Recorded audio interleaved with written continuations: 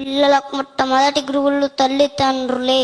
అందుకే పిల్లల భవిష్యత్తును తీర్చిదిద్దే గుర్తుల బాధ్యత తల్లిదండ్రుల మీదే ఉంది.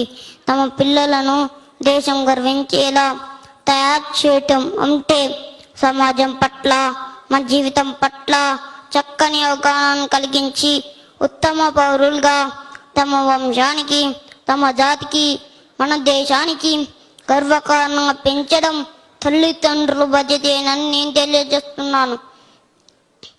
మనం ఎప్పుడైనా అమ్మ నాన్న విడిగా ఎవ్వరు తలుచుకోలేరు.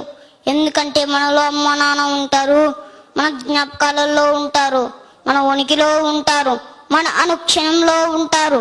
అయినప్పటికీ మనం అమ్మ నాన్నను ప్రత్యేకంగా తలుచుకొని వారి గురించి చెప్పమంటే ఎవరైనా సరే మేమచ్చి మాట్లాడతారు.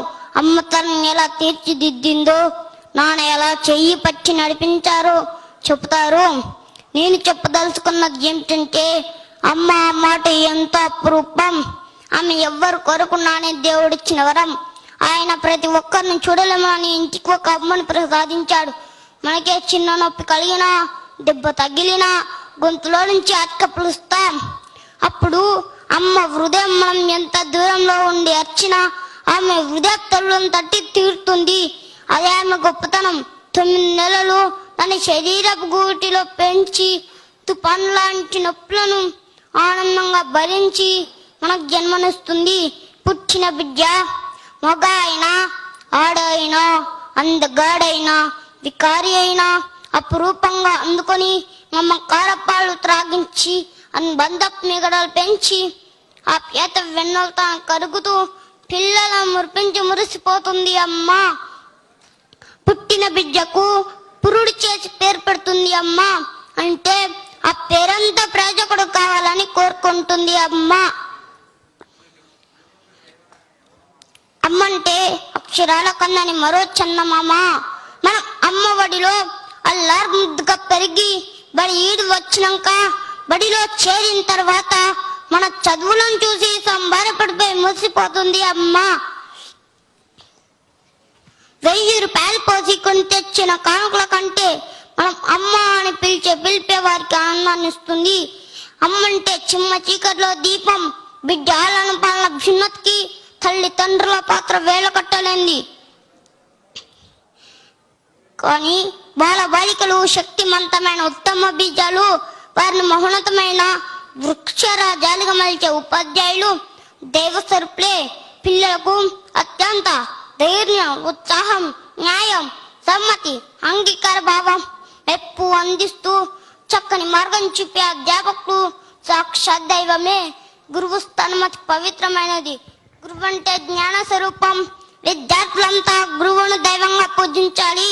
అలా చేసిన ప్రతి విద్యార్థి తనకు తాను స్వయం సమృద్ధిని సంపాదిస్తారు. మన జీవితం సమస్యల వలయం. ఏ దేవుడైతే సమస్యలను సృష్టించాడో అదే దేవుడు పరిష్కార మార్గం కూడా చూపిస్తాడు. మనం చేయవలసిందల్లా ఒక్కటే, మన ప్రయత్నం మాత్రమే. మనం డబ్బులు ఖర్చు పెట్టి విలువైన బహుమతులు అన్నైనా కొనవచ్చును, కానీ అందువల్ల ఎలాంటి ప్రయోజనం మాత్రం ఉండదు. అదే బహుమతి 10 మందిలో పోటీ సాధించుకోటే కలిగే ఆనందాన్ని మాటల్లో చెప్పలేం. కానీ నిజ జీవితంలో మహోన్నతంగా మనం ఎంతో కష్టపడితే తప్ప మనం ఎదగలేం. కానీ మోకాళ్ళతో నీళ్లలో మునిగే వారికి గవ్వలు, నత్త గుళ్ళలు మాత్రమే దొరుకుతాయి. కానీ సముద్రపు లోతులు చూసిన వారే రత్నాల రాట్లను సొంతం చేసుకోగలుగుతారు. అంటే కష్టపడి చదవకపోతే మన భవిష్యత్తు ఇబ్బంది అవుతుంది. అందుకే ఇది లేని వారు మాత్రం యువతలే ఉంటారని నేను తెలియజేస్తున్నాను. మనిషిని పనులు చేసిన వాటి అంతిమ లక్ష్యం ఏమిటంటే ఆనందంగా జీవించాలని. నిరంతరం సంతోషంగా ఉండడం ఎంత ముఖ్యమో ఇతరుల సంతోషాన్ని గౌరవించడం కూడా అంతే ముఖ్యం. ఇతరుల సహకారం మనకు లేకుండా ఆనందంగా ఉండడం అసాధ్యం అని నేను తెలియజేస్తున్నాను. విజయమైన పరాజయమైన కేవలం మన మనసు నుండే పుడతాయి. మనిషి మనసు నరకాన్ని స్వర్గంగా, స్వర్గాన్ని నరకంగా మార్చేది మన మనసే.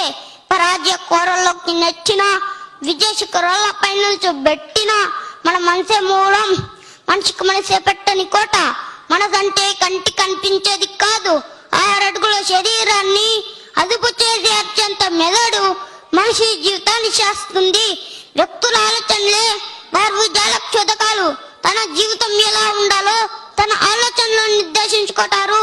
ఉన్నతమైనటువంటి ఆలోచనలు ఉన్నతమైనటువంటి జీవితాన్ని అందిస్తాయి.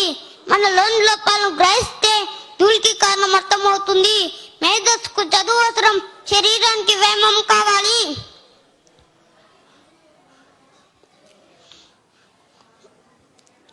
కానీ ఈ రోజులలో ప్రభుత్వ పాఠశాలలో చదువుకునే పేద విద్యార్థులు ఆర్థిక పరిస్థితుల వల్ల మరియు ఉపాధ్యాయుల కొరతల వల్ల లక్ష్యాన్ని సాధించలేకపోతున్నారు. సర్కార్ బల్లో చదివే విద్యార్థులకు జీవితం ప్రశ్నాత్మకం కాకూడదని, మబ్బుల చాటున జాబిల్లిలా మా బ్రతుకులు కాకూడదని వందే మాతృ ఫౌండేషన్ స్వచ్ఛంద సంస్థ ముందుకు వచ్చి